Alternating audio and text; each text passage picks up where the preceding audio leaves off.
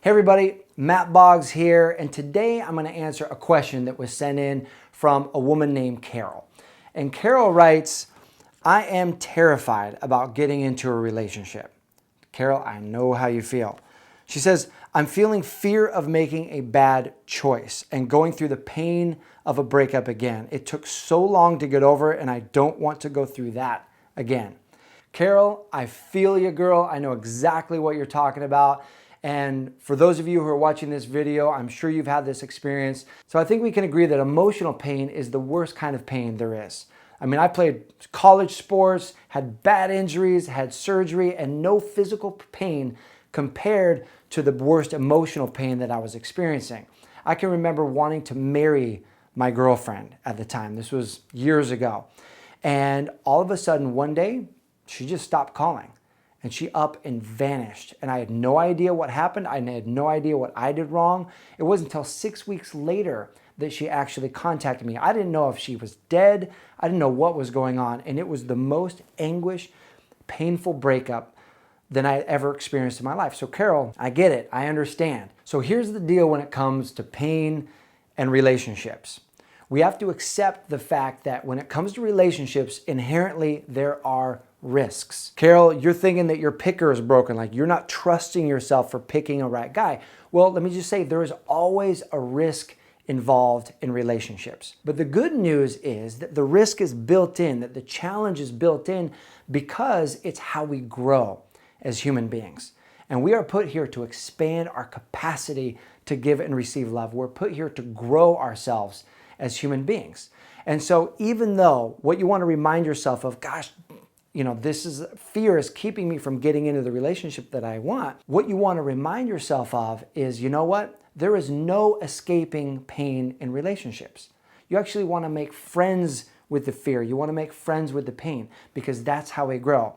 When you get into a relationship, there is going to be challenge.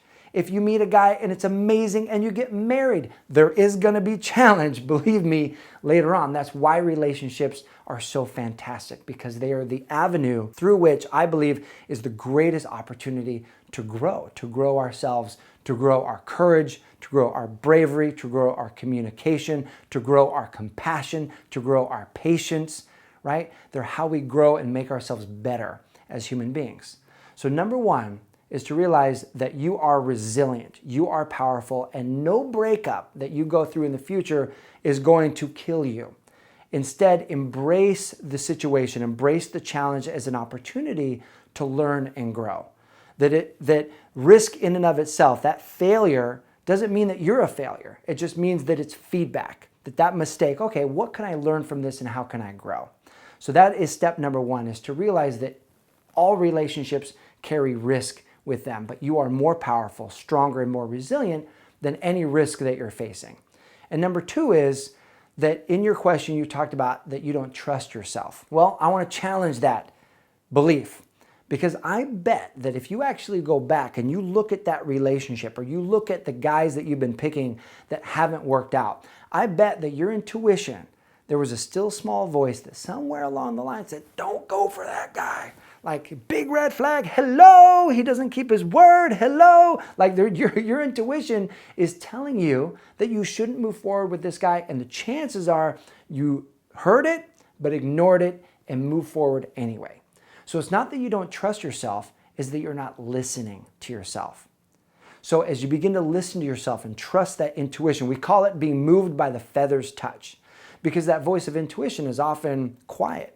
It's subtle, it's soft. But if you don't listen to that voice of intuition, then that feather's touch can become a 2x4, right? Or that life can give us feedback, and that 2x4 can become a semi-truck. And that's when we're on our knees, wailing, crying, in pain at the end of a destructive relationship, right?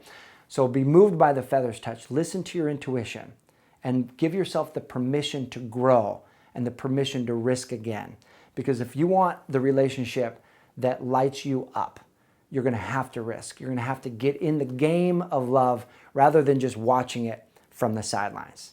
So for you, Carol, I hope this serves you. For everyone watching who, if you've ever doubted yourself or not trusted yourself, shift that to, no, I do trust myself. I just need to listen to myself more. And it will greatly serve you in your life and in your relationships. So if you have a question that you would love some guidance or support on, go ahead and post it right below here in the description, and we'll be taking on questions and giving you advice and guidance. And as always, there's also a link in the description of this video for additional resources that will help you expand the love in your life. And finally, if you're not subscribed to this channel, make sure that you get subscribed so that you will get the latest and greatest videos. Thanks so much for watching. I appreciate you. Look forward to talking to you soon.